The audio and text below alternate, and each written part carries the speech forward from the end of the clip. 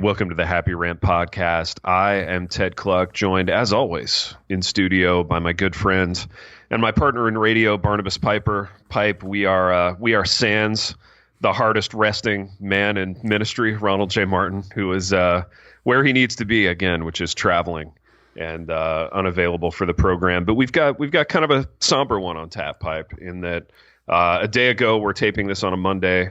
Kobe Bryant, NBA legend, passed away in a helicopter accident. He was 41 years old, and we're going to talk about all aspects of that. But first, Pipe, why don't you tell us about our sponsor, Dwell Bible? Yeah, so Dwell has been a partner of ours for several months now, and we've loved having them sponsor the podcast.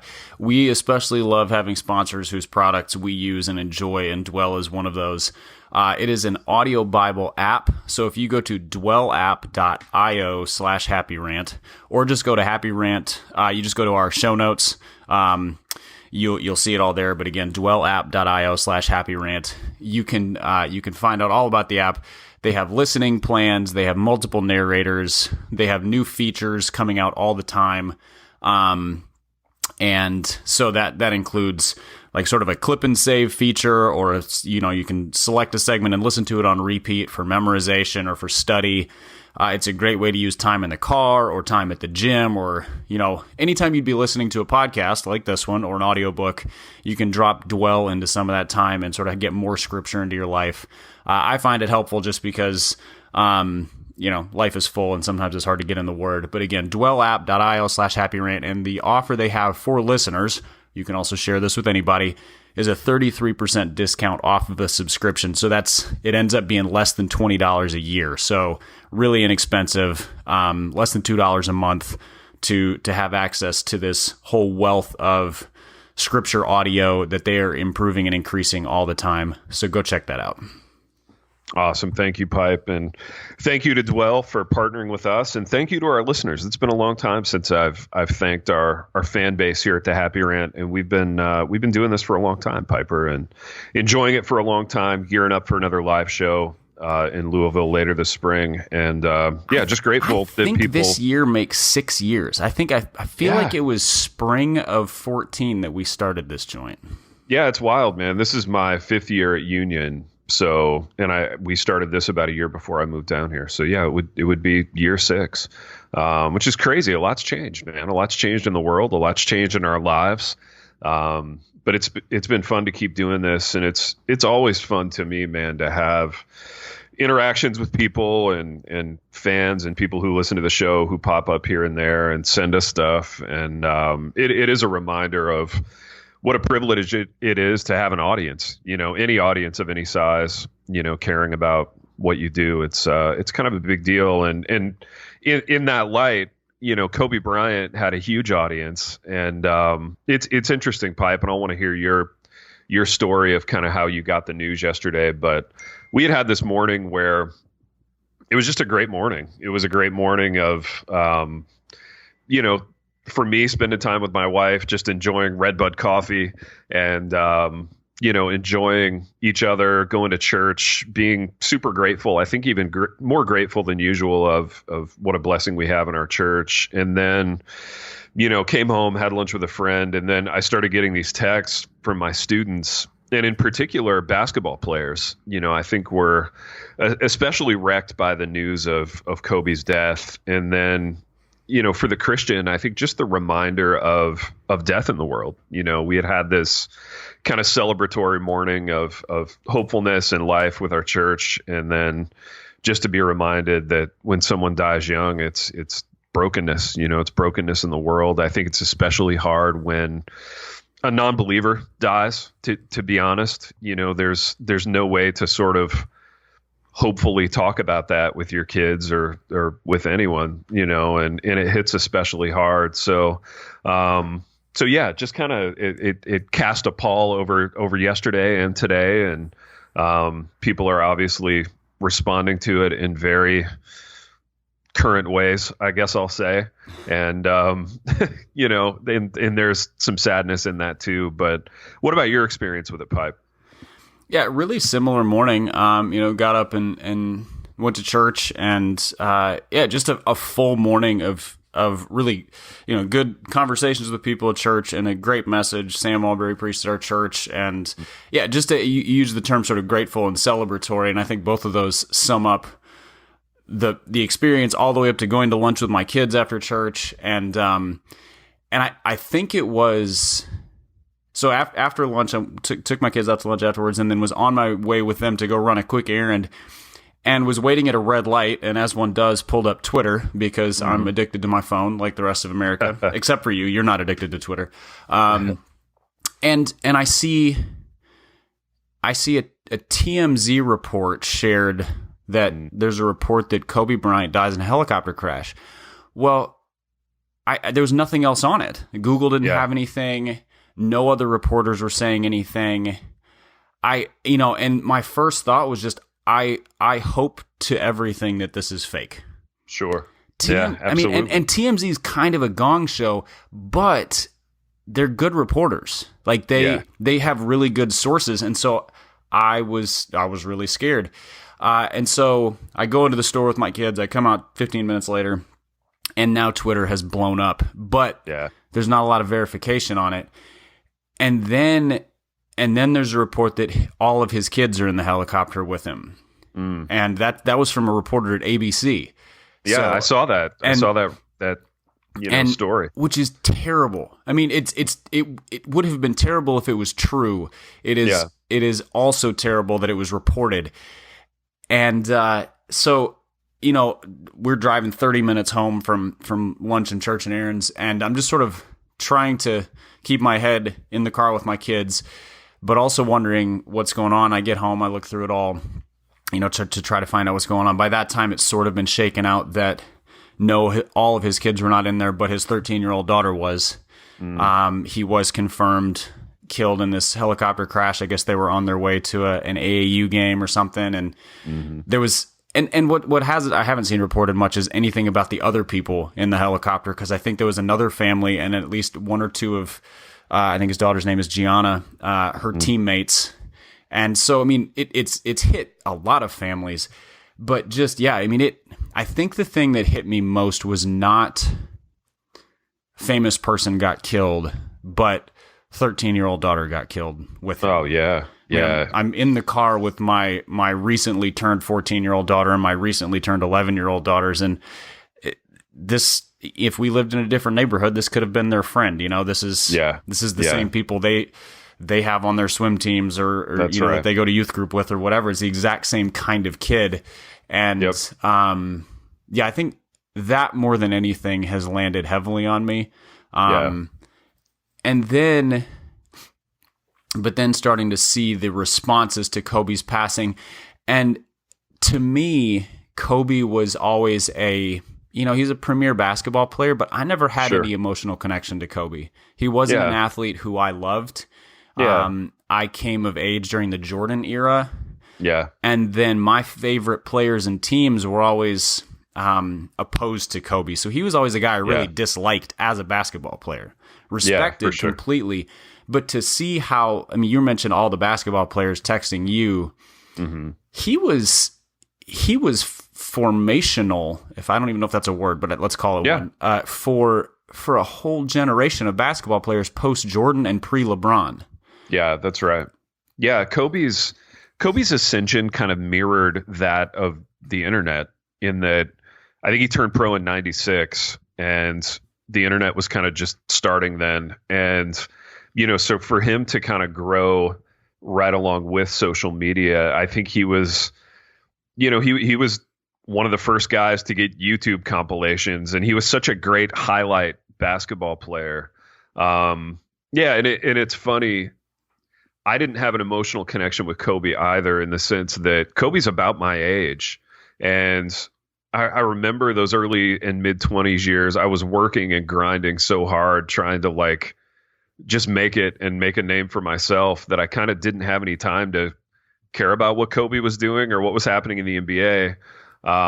But I was aware of him, and I think just the unusualness of his persona, having grown up in Italy and speaking multiple languages, and, he was a unique figure on the sports landscape and really being unabashed about trying to fill the shoes of Jordan. That was a goal of his, and he wanted to be the most famous Laker, and he did it all with one team. And there's a lot about his persona that was really fascinating. While, yeah, at the same time, like for me, I cried when Walter Payton died, and I was a young adult when that happened, but he was my guy. I mean, Payton was my childhood, and, Jordan, like you said, was kind of your childhood too. And, there was a heart level connection with those guys as a fan that wasn't there with Kobe. But I think what yesterday gave me an appreciation of is that for so many people, like even college basketball players at Union where I teach, like,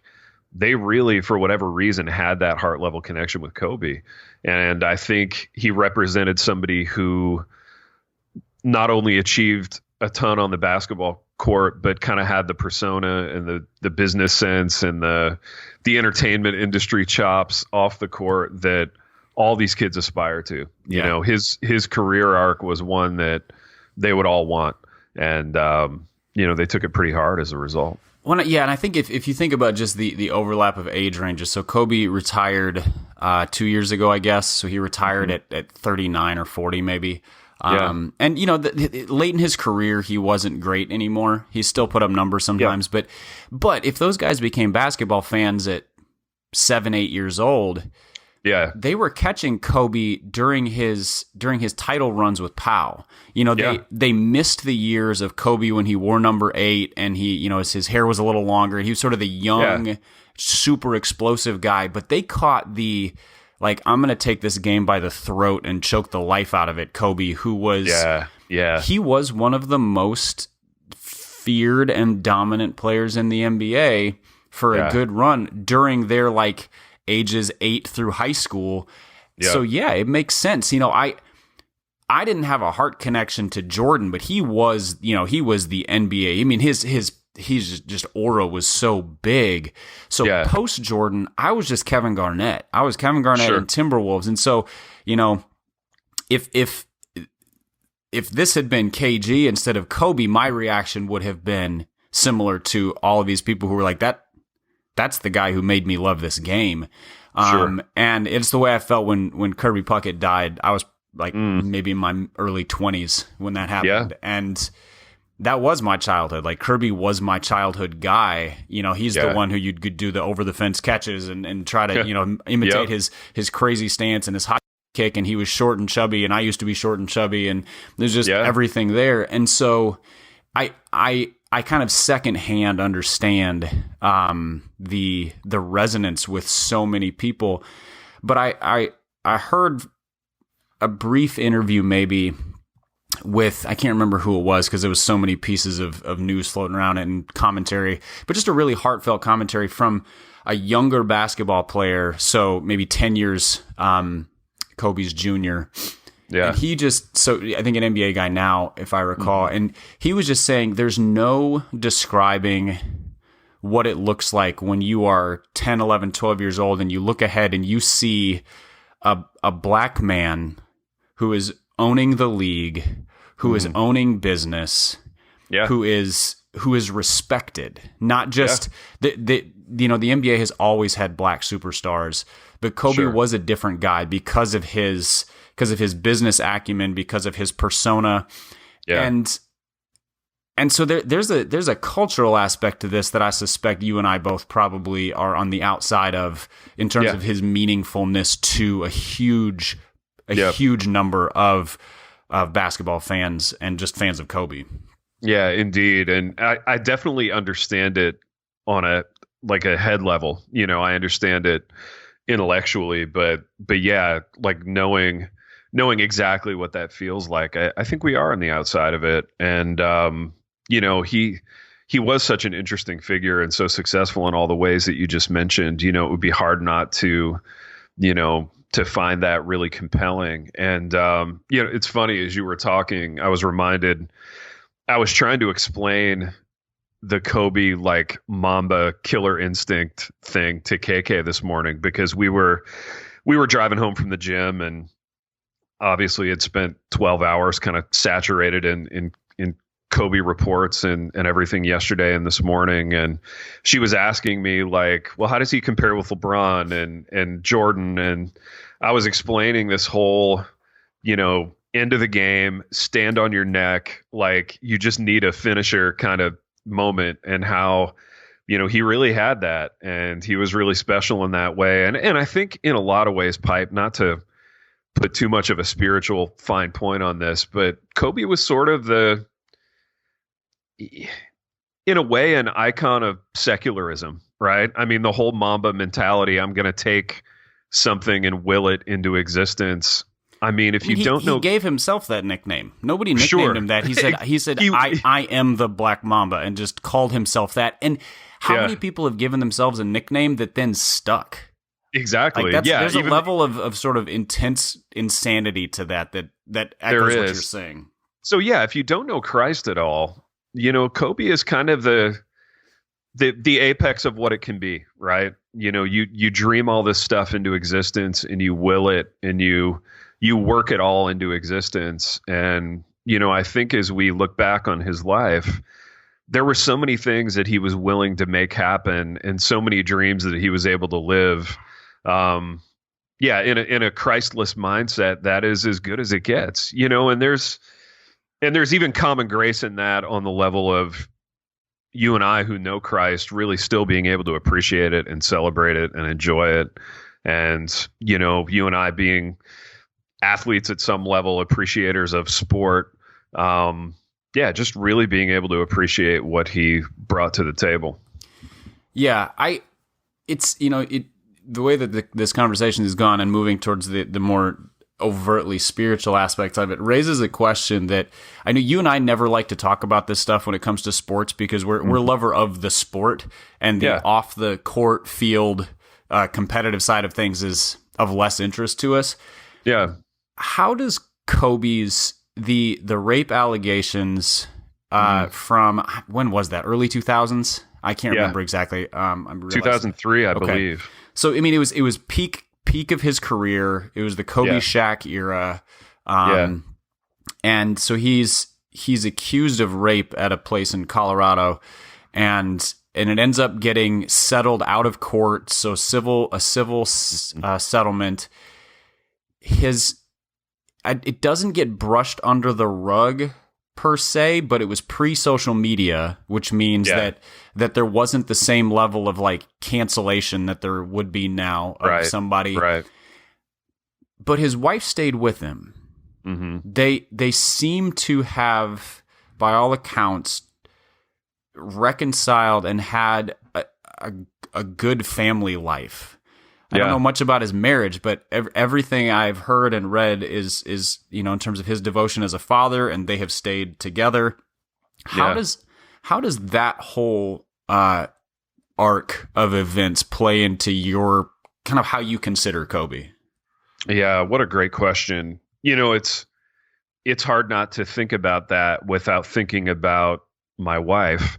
And it's interesting too, in conversation with her, that was one of the first things she brought up, so I think for a woman, it's different, right? So, and for KK, not being a sports person necessarily, but just getting little snatches and bits and pieces of sports narratives over the years through me, one of the first and most kind of loud things that she remembered about Kobe Bryant's life over the last 20 years was the rape allegation.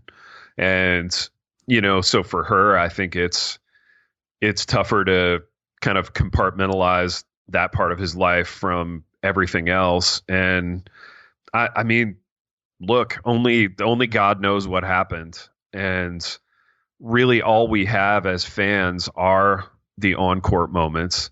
I don't think either of us were rushing to sort of put Kobe Bryant on any kind of a human pedestal as like, hey, children of ours, this is how you should be, and I think were Kobe alive and we're at a conversation point with our kids, we would even be slow to, celebrate his hunger for success and his need for validation. And there are all these things spiritually that you would kind of give pause to, Um, so yeah, I don't know, Pipe. To answer your question, it's really hard to separate the two.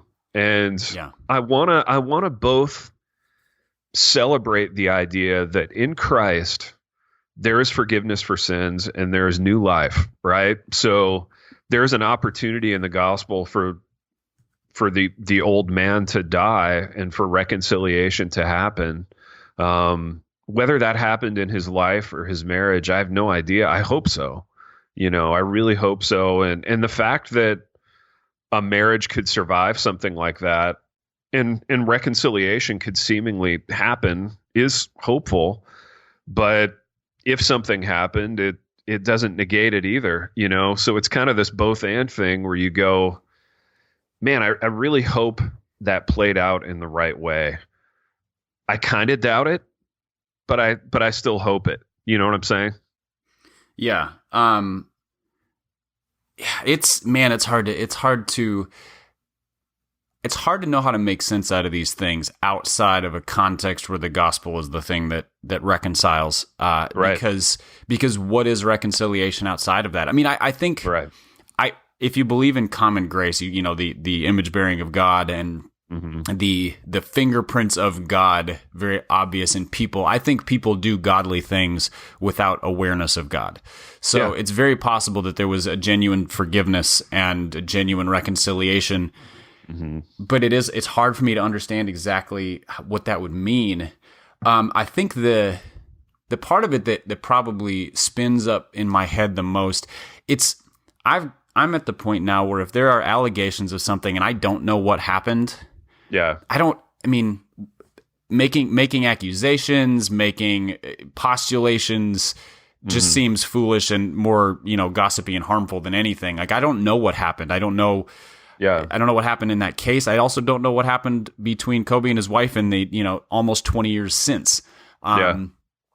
But it does make me think a lot about what she must be experiencing now in the wake of his passing. Lost a daughter, lost her husband, who ostensibly, if they stayed together, a lot of work was done to put things back together. Because how else do you stay together for 17 more years aside from, a real dying to self and work being done? And I mean, I guess people do it in a miserable way, but that in today's culture, that seems unlikely. Most people tap out. So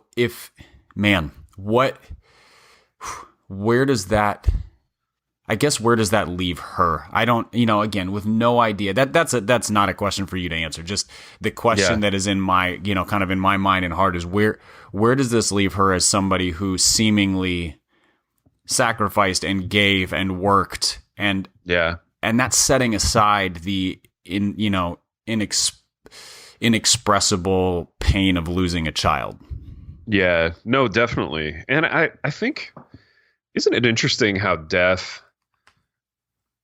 makes everything else seem a little bit silly in light of it, in the sense that nobody in his family or in his immediate circle is comforting themselves with, but he scored 60 points against the Jazz in his last game, or we won an Oscar, or he had this really unique show on ESPN. So all the things that and when I say we, I mean you and I and Ron and people like us, we beat our brains out and we work so hard to get these things, these earthly things that, the minute someone dies, they really do seem ridiculous in light of eternity.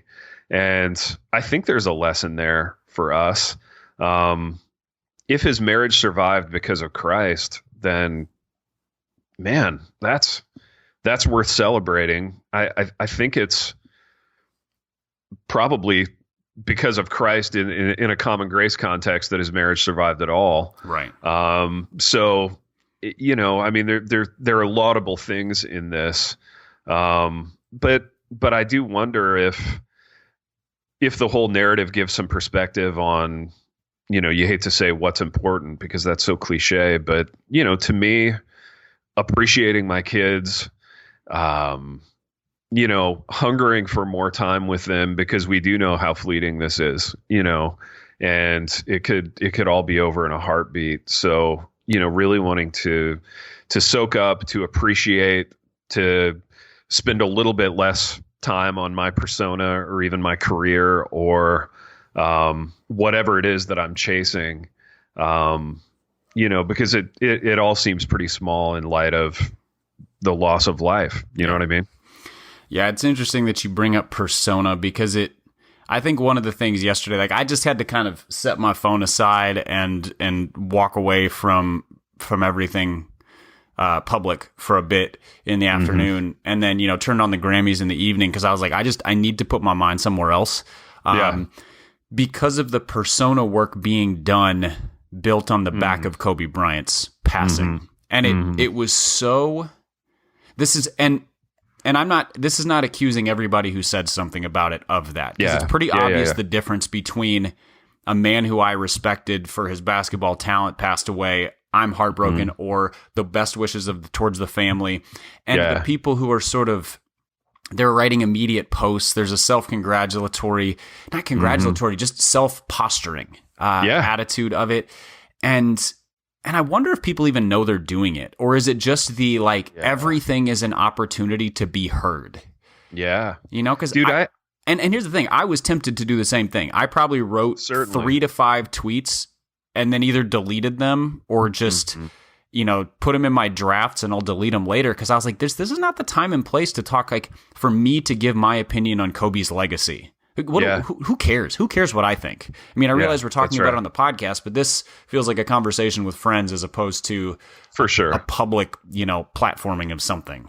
Yeah, no, I agree. And I think it's really interesting that you share that. And it's hopeful to me that you deleted the tweets, and I think the pathology that you just described is as natural as breathing for people in this context. And to your question of whether it's even conscious, I don't think it is. I think it would take a massive amount of mind and heart work on a day-to-day basis to extricate personal motive from public persona. And all the more true if there's any kind of fame involved, right? So regardless of how big your audience is, something happens, whether it's Kobe Bryant dying or, at Jared C. Wilson drops an article that you don't entirely agree with or whatever. And it's impossible to separate how is this going to move my career forward from just a person having a genuine reaction, which is why, for me, it would 100% be sinful for me to be on Twitter.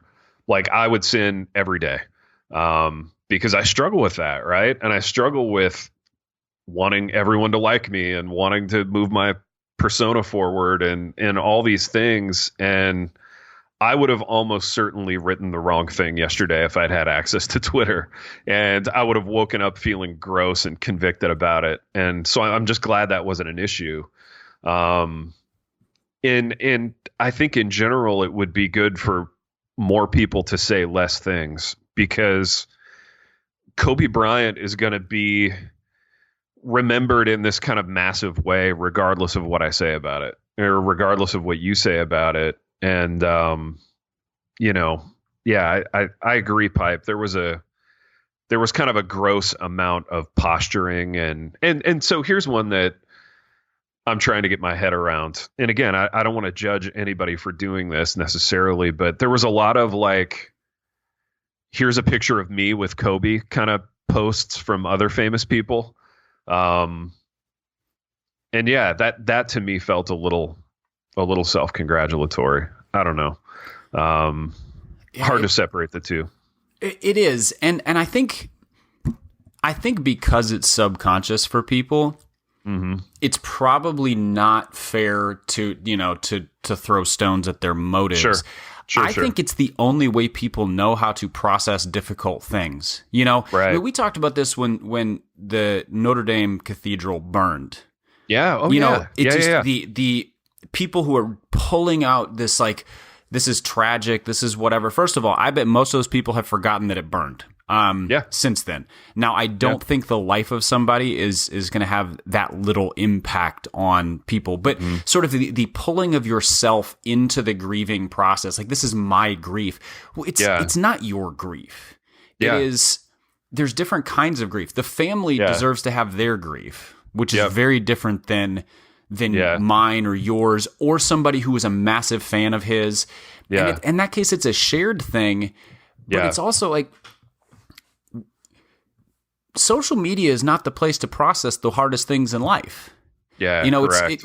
And so there's I think that's part of the reason I felt compelled to kind of put my phone away, because I felt the draw to start to process this thing in a way that felt increasingly trite. Yeah. Every word I wrote was just meaningless for two reasons. One, I'm not the right person to say things about Kobe's legacy.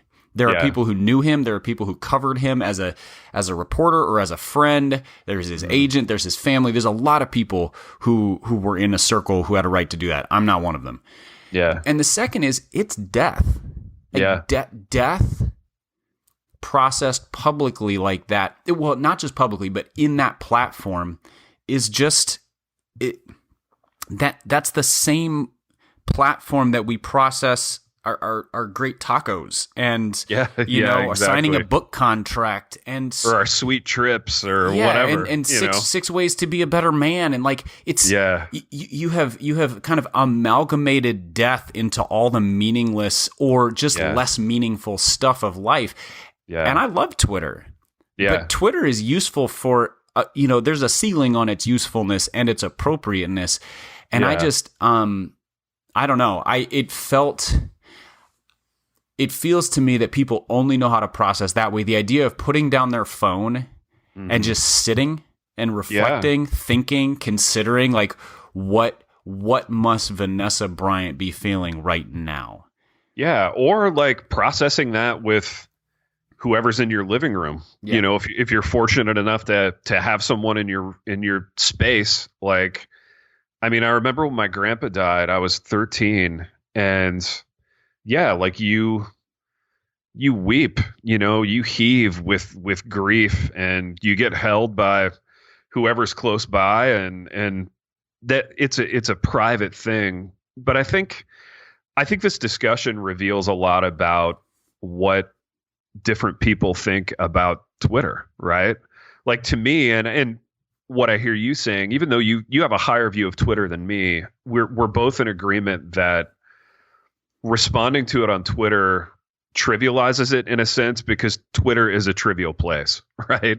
And if we had a higher view of Twitter, we may think differently about that. Whereas, like, I will probably read the eulogy that the New York Times puts together, because that feels less trivial to me. And it feels like, okay, somebody worked on this and somebody thought about it. And it's not just somebody kind of knee jerk jumping on a persona wagon subconsciously. I think just watching TV about it yesterday, and they did the very now thing of like running everybody's tweets on TV. I think the ones that resonated the most were the ones that were just like, oh no, not this, not Kobe.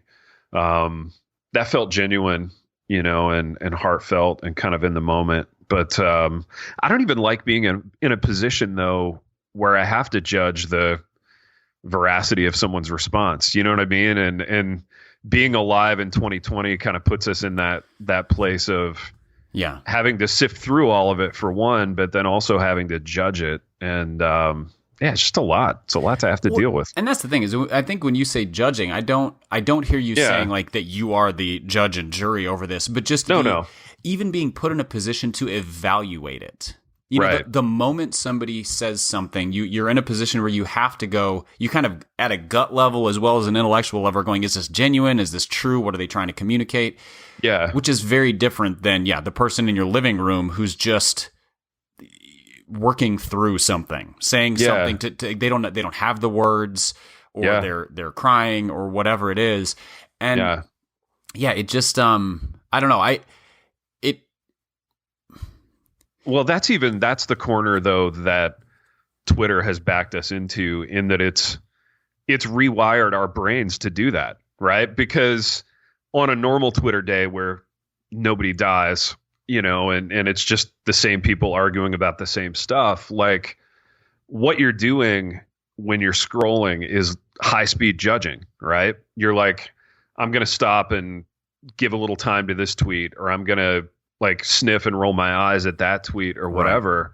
Right. So we're all high speed, judges in the sense that Twitter has rewired our brains to be that way. And, when somebody dies or when something truly monumental happens, like it did yesterday, it's hard to unplug that thing that we do or shut off that muscle so that we can sit in it and give it the space it requires. Yeah. And I think there's also I was just thinking about this because I was trying to figure out how hypocritical I am, as we're talking. Because yeah, for sure. I'm saying things and I'm wondering how much have I done on Twitter that completely flies in the face of the words that are coming out of my mouth right now. And I realized, I posted publicly about getting engaged. So that's a personal, private thing that I took public. And I'm sitting here thinking, is that different? Or am I just self-justifying? And the thing, and when the thing that came to the thing, so here's my thought process on this, and you can tell me if I'm full of crap. Yeah. Is first, that wasn't a public thing. That was expressed to family. Some family members were present. Some were notified and celebrated with very quickly thereafter before anything went public. Close friends, things like that.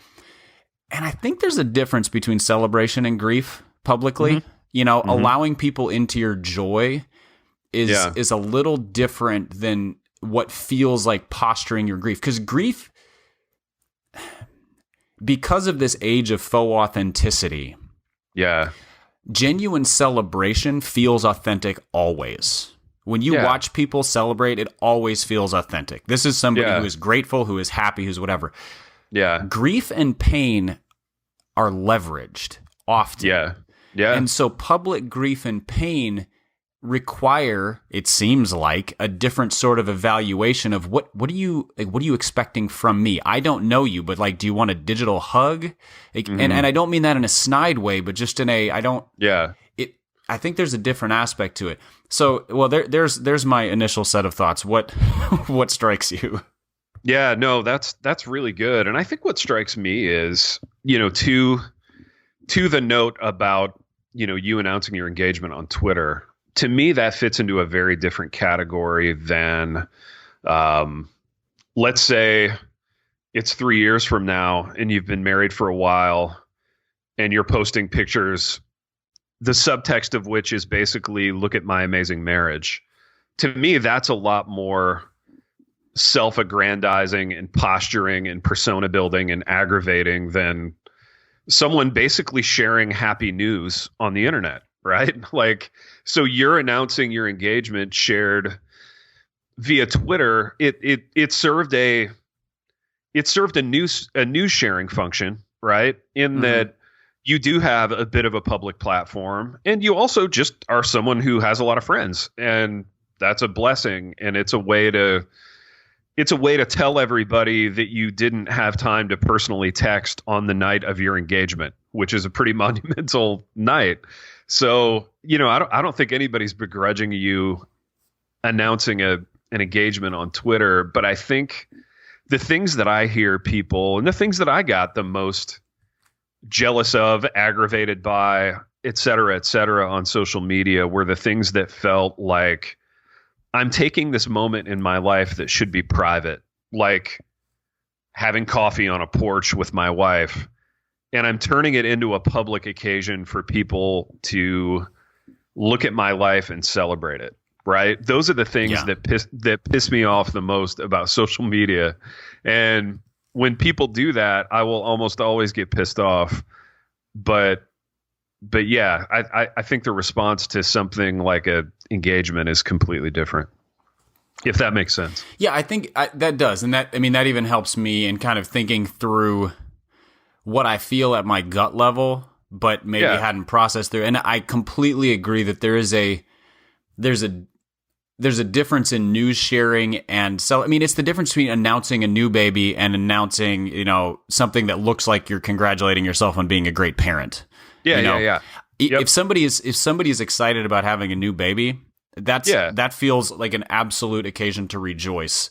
Or if your child has been really sick and the doctor declares them, cancer free or something, like, yes, 100% celebrate those things. Those are different things than, was reading Bible story number 87 for the day with my kid, and listen, he can quote, Romans from the Latin Vulgate or something. And and so there's I think I resonate with what you're saying. And the flip side of that on the grief is, because of the unassailability of authenticity. If somebody claims authenticity, we can't say anything to them. Yeah. That's their truth. Those are their feelings. And so grief allows things to be handled very differently, and people sort of use social media as their therapist, as their friends, as the things that ought to be handled in I say ought to, I think they ought to. Yeah. Handled in a relational context. I don't want to say private, because that makes it sound like they're, dirty secrets, but a safe relational context versus a public judged context. Well, and isn't it such a counterfeit version of all those things that you described? I mean, essentially you're describing at one level the life of the church, right? Like I have brothers and sisters in this life with whom I'm sharing everything, right? Good things, bad things, triumphs, struggles, and this happening within the context of a family, and then a set of friendships, and then the church. Like, again, I'm just reminded of the richness that we have in Christ, and it's not accidental that, these things happen at a really rich level in the life of the church. But if you don't have that, and if all you have is the world, then 100%, you're looking for your therapy, your validation, your whatever on Twitter. And that to me is deeply sad. Again, not in a judgmental way, but just in a, man, I wish it was better. I wish it was, seems lonely. It does. It seems lonely, but noisy. You know what I'm saying? Which is the worst way to be lonely. Like, if I'm going to be lonely, I at least want it to be quiet so that I can kind of parse my own thoughts accordingly. But that's really true. I mean, it feels when I can think back on the loneliest moments of my life, none of them were sitting by myself at home. Yeah. They were all in public places where I saw other people living life, and I felt like mine was very removed from that. So, I mean, sometimes it was church, sometimes it was, a restaurant, sometimes, traveling when I used to travel for work more. But those always, like, airports always felt the most sort of depressingly lonely to me at those times.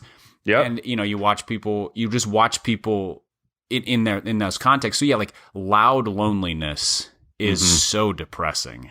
Oh, it really is. It's the worst kind, I think. And to take it back to Kobe a little bit, I think one of the most, and I don't know why this struck me as hopeful, and I want to hear your response to this, but one of the most hopeful images of yesterday was like everybody congregating around the Staples Center, as the images of Kobe flashed on the big screens outside the Staples Center. It felt less lonely to me. And I looked at that and I went, yeah, better for people to be out there and be kind of shoulder to shoulder than to be, just thumbing away at their phones all afternoon trying to make sense of it, And not to compare the two tragedies, but just in terms of the response to it.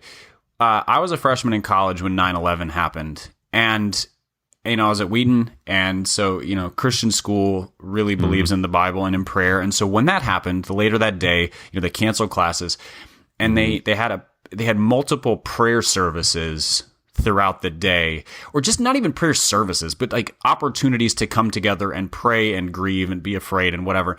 And there was such a richness in being like side by side, shoulder to shoulder with people who, some of these people I'd known for 2 weeks because I'd only been at college since, late August. And that's responding to something publicly painful that way is Yeah. so much different. Now I'm imagining if I had had Twitter then, what would it have looked like? The relative isolation of people responding to this on Instagram, on Twitter, on, pick your favorite social media platform, versus 2,000 students sort of spontaneously flooding to the auditorium because that's what you do when stuff is this bad. Well, and what you're describing is the difference between being in college now and being in college in a pre-social media environment. And those of us who are in the college business, we talk about this a lot, right? And the conversations are, for you, probably similar in the service to the church context that you're in now professionally. But yeah, there's this kind of like pulling out of our hair over the fact that it's hard to get people to come together for anything anymore, right? Because we're all in our own privately curated worlds of electronics, and it's hard to get anybody to leave their dorms and come to something. And yeah, sometimes it takes a tragedy of a huge magnitude to get people to do that. And it's really interesting to me, Pipe, that more and more we talk about life in these terms. Like, remember how it was to get a book deal before Twitter?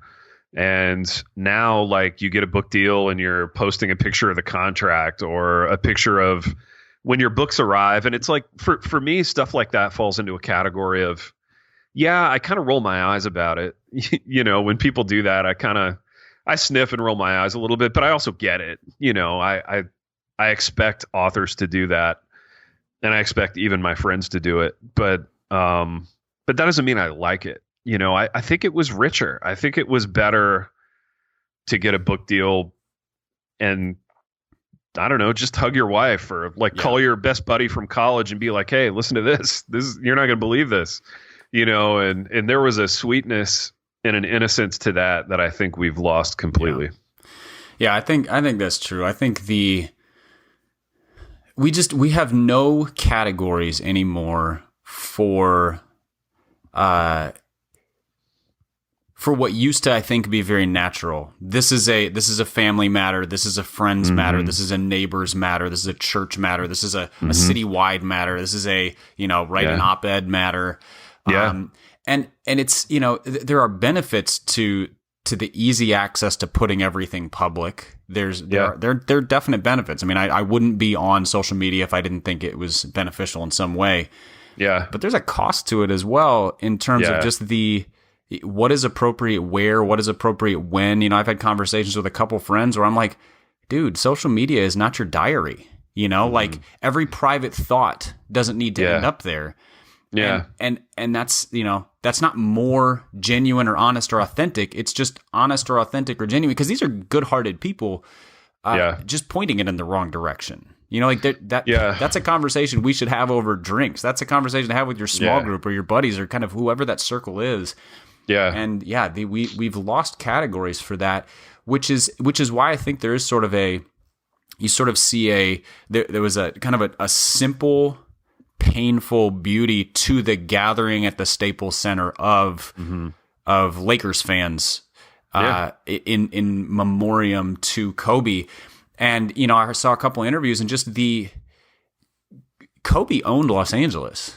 Yeah, I was just going to say that. Real Los Angelinos, not necessarily all the transplants, but the people who are like, this is my city. I've been a Lakers. My dad was a Lakers fan when they moved here from Minneapolis, kind of thing.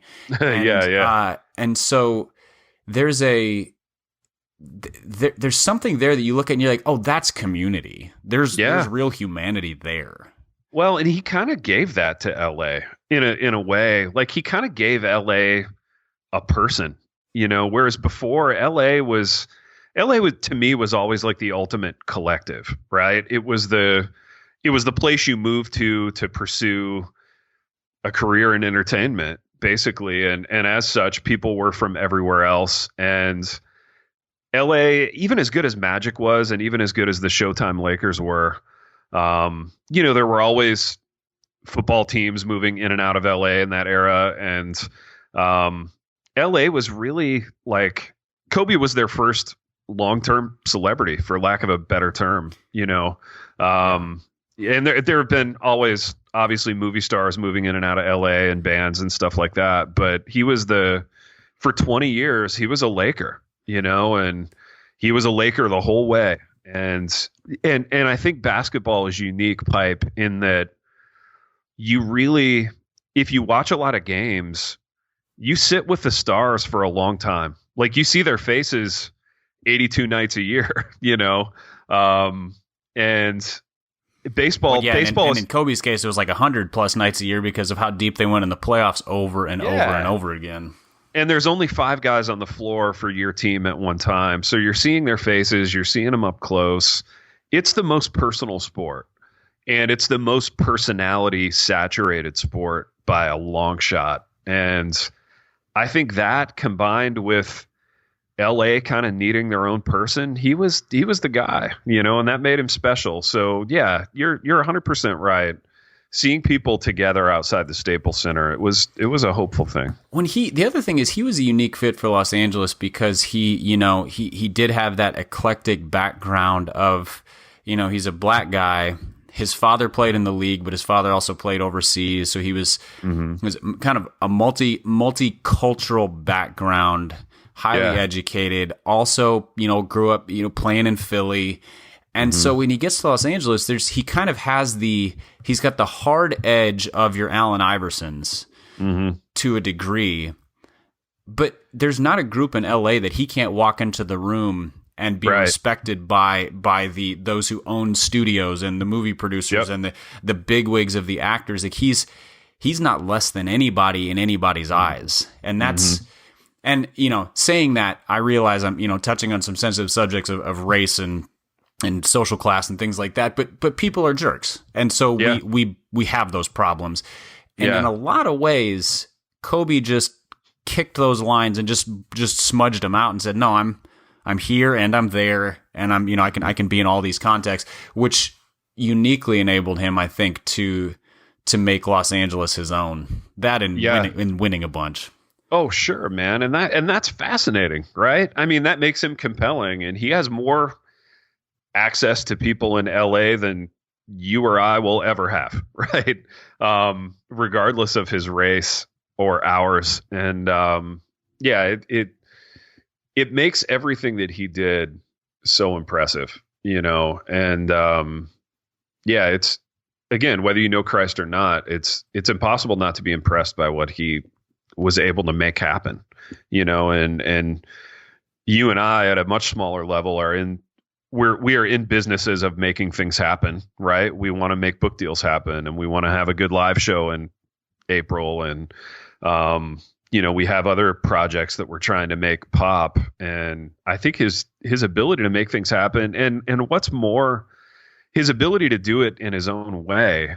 Like, he didn't want to just be a talking head in a studio after his career. He wanted to make this really kind of unique, weird, mold breaking ESPN show, and he did his animated stuff, and he's coming out with a line of kids books, and just he was a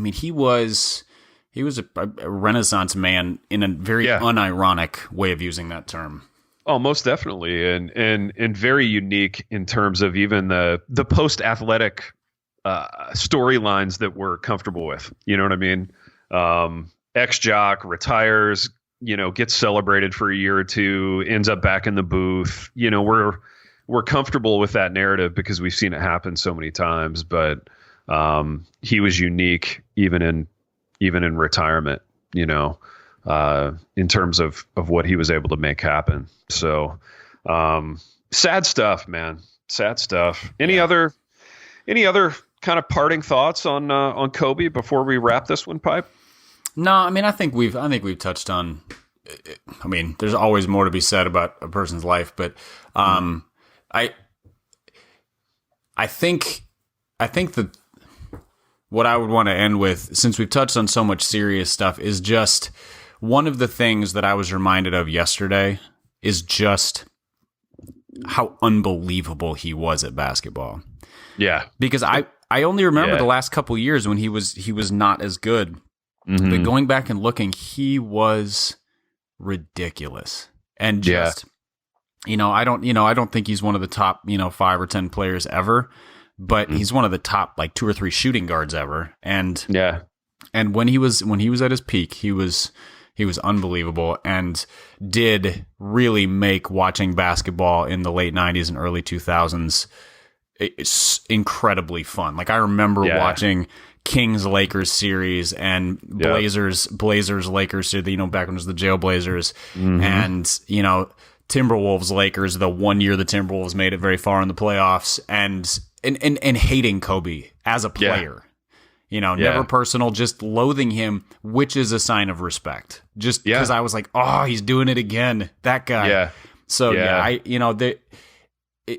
it feels trite in some ways, but remembering his just insane ability is something that I'm like, we haven't really talked about that. He was one of the best, certainly of his generation.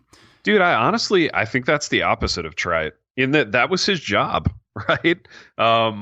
His job was to be that guy at a high level, and that's what he wanted. And the fact that we remember him as such, I think it's true. It's the opposite of trite. Like for me, I agree 100% with everything you said. And also he was a guy that could like change the temperature of the gym, and this is another thing I was trying to explain to my wife this morning, kind of the Kobe versus LeBron thing, where LeBron was always impressive, right? Like freaky physical attributes, all the stuff that's been well documented, his ability to score, involve his teammates, et cetera, et cetera. But I feel like Kobe, whenever he wanted, he could walk into any gym and own it.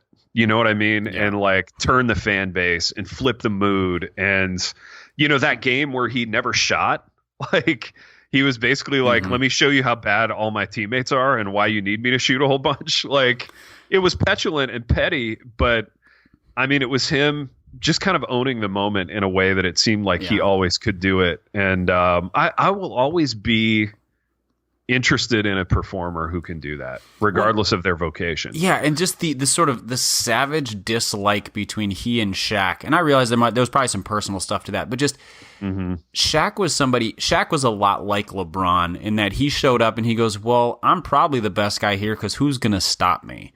Yeah. And Kobe he sort of absorbed that tenacity that Jordan had, where it's almost psychotic, and so he just couldn't stand that Shaq wouldn't go harder, all the time. Right. Shaq could have been one of the top 2 or 3 players ever, and instead he's one of the top 12 because he just didn't try all the time, and he played himself into shape, and he he was amazing, but that mentality of Kobe's where he just every minute on the court mattered, never took just the professional aggressiveness and focus and almost insanity, which again, maybe it's commendable, but at the very least the results were there. Yeah, the results were there, and it was noticeable. Pipe, great to talk with you about this. It's, I don't want to say fun, but like it's enriching to talk with a Christian friend who understands sports when something like this happens. And, this is the opposite of, trying to capture it in a tweet. It took us an hour. We could go another hour. I don't know how right we were in any of this, but to me, it sure was something that I appreciate. And part of what's fun about doing this show is we get to do this with a whole bunch of topics kind of on a spectrum from trivial to meaningful. And it's just really good to be able to do it. Yeah, I totally agree. And in terms of being right, I feel like one of the advantages of a conversation like this is I don't think either of us necessarily came in with takes as much as we did reactions. Yep. Which I think would, especially when you're talking about tragedy, that's how you process through. You sort of go with this is how this struck me, and then you kind of work it out. And so an hour to work it out is way better than 280 characters or whatever we get on Twitter. Amen, man. Most definitely. Well, Pipe, take us out with a little promo of our live event in Louisville. Something we're looking forward to. We always enjoy the 3 of us being in the same room together, but being in the same room as our audience. So tell us about what that's going to look like. Yeah, so we're coming up on, is this our fourth? It's our fourth live event or fifth? I think so. I think it's our fourth. Yeah. And so, yeah, April 13, it's a Monday. It's the Monday after Easter and the Monday before Together for the Gospel in Louisville. Yep. We are doing our fourth live event. We're calling it Live at Midtown. It's at Sojourn Midtown in Louisville. All of the details are at happyrantpodcast.com. That is updated, and you can find the link there. But it'll be same basic format as we've done before. We're working on some curveballs to keep things interesting, keep you on your toes if you're there, or if you're just listening to the recordings after the fact. It'll be at 7 p.m. That's Eastern time, so 7 to 10 p.m. We'll record a couple episodes and then do Q&A with our audience, which I think I speak for Ted and Ronnie is our favorite part of the whole thing, is just getting a chance to answer questions, interact with you great listeners who show up. Tickets are $15. We will probably run some, limited time discounts here and there, some contests to get free tickets or different things in the couple months leading up to it. But seating is limited, so if you want to reserve your spot, go to happyrantpodcast.com. You'll see it right in the middle of the page, live event. We may also be able to work it out with Redbud Coffee to have some of their delicious roasts there. If you're interested in getting that before April, go to redbudcoffee.com, check out what they've got. And if you use the code HAPPYRANT, one word, HAPPYRANT, at checkout, you can get 10% off your purchase from Redbud as well. I love it. Looking forward to that, Pipe. And enjoy chatting today, man.